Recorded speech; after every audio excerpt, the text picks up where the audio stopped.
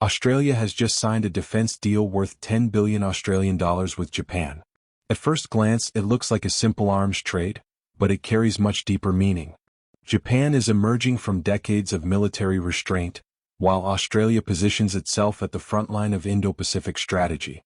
This agreement is not happening in isolation. It is part of a broader alignment involving the United States and India. The timing, just weeks before China's highly publicized military parade, raises even more questions. So what does this deal really mean for the balance of power in the region, and why should the world be paying attention? South Korean President Lee Jae-myung's recent visit to Washington underscored the fragile balance of power in Northeast Asia. His first trip to the United States as head of state was overshadowed by unexpected remarks from Donald Trump, who questioned South Korea's internal politics and threatened trade cooperation before the two even met. Although Trump later softened his words, the uneasy atmosphere highlighted the challenges that continue to define U.S.-South Korea relations. Trump quickly shifted focus, proposing that Lee meet North Korean leader Kim Jong-un, boasting of his own familiarity with Pyongyang's ruler. Lee responded with humor, attempting to lighten the exchange, but beneath the pleasantries, serious disagreements persisted. Trump pressed for a 15% tariff on South Korea, greater financial contributions to U.S. troop deployments, and even U.S. ownership of military base land in Korea. These demands highlighted the transactional nature of Trump's foreign policy and the strains within the alliance. North Korea reacted sharply to the summit, condemning the ongoing Freedom Shield joint exercises as preparations for war. Military officials in Pyongyang warned that American forces in South Korea are not solely aimed at the North but also at China, signaling how deeply intertwined Beijing's interests remain in peninsula affairs. At the same time, Pyongyang dismissed all peace gestures from Seoul, declaring South Korea unworthy of diplomatic recognition. Trump's renewed push for a meeting with Kim Jong-un appears motivated by personal ambition as much as diplomacy.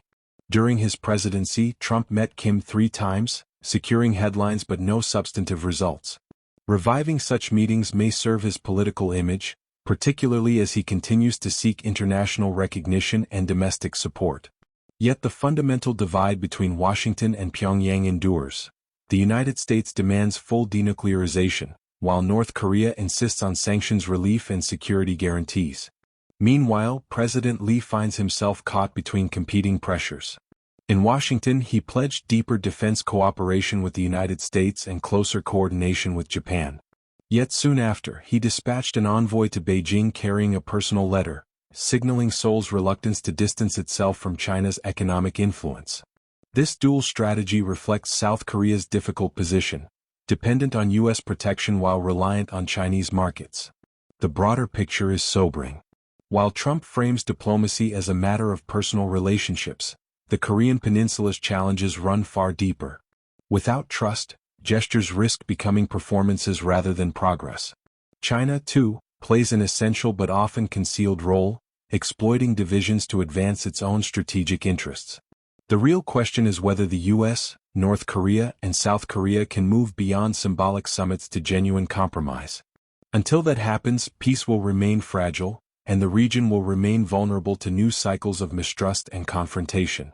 Australia's recent decision to spend around $10 billion Australian dollars on advanced Japanese warships has attracted global attention. For Canberra, the purchase is not simply about upgrading naval hardware. It is about signaling commitment to its allies, ensuring regional deterrence, and preparing for the uncertain security environment shaped largely by China's rise. The Australian Navy's current Anzac-class frigates are nearing the end of their operational life. Many have been in service for close to 3 decades, leaving them increasingly outdated in an era where naval technology evolves rapidly. With regional waters becoming more contested, particularly in the South China Sea and the broader Indo-Pacific, Australia cannot afford to let its naval capabilities fall behind. This context explains why Canberra turned to Japan. Tokyo has in recent years embarked on an ambitious path of military modernization, breaking free from decades of restrictions tied to its pacifist constitution. The result is a defense industry eager to export, and a government determined to expand its security role in partnership with allies. Japan's defense budget has risen steadily, surpassing 8 trillion yen this year and expected to grow further. Much of this funding is channeled into naval power and missile systems, reflecting Tokyo's concerns about its own security environment. Exporting warships not only benefits Japan's defense industry but also allows it to normalize a role as a regional security provider. For Japan, the sale to Australia is not merely commercial. It represents a step toward legitimizing its rearmament in the eyes of the international community. By supplying a close partner like Australia, Japan demonstrates that its military industry is not only advanced but also aligned with collective security goals. For Australia, meanwhile, Japanese-built frigates represent reliability, cutting-edge design, and strategic alignment. Purchasing these ships is as much about politics as it is about technology. Canberra is making a clear statement that it stands shoulder to shoulder with Tokyo in addressing shared security concerns. The announcement of this deal carries symbolic weight. It comes just weeks before China's 93rd National Day military parade, a highly choreographed showcase of Beijing's latest defense capabilities.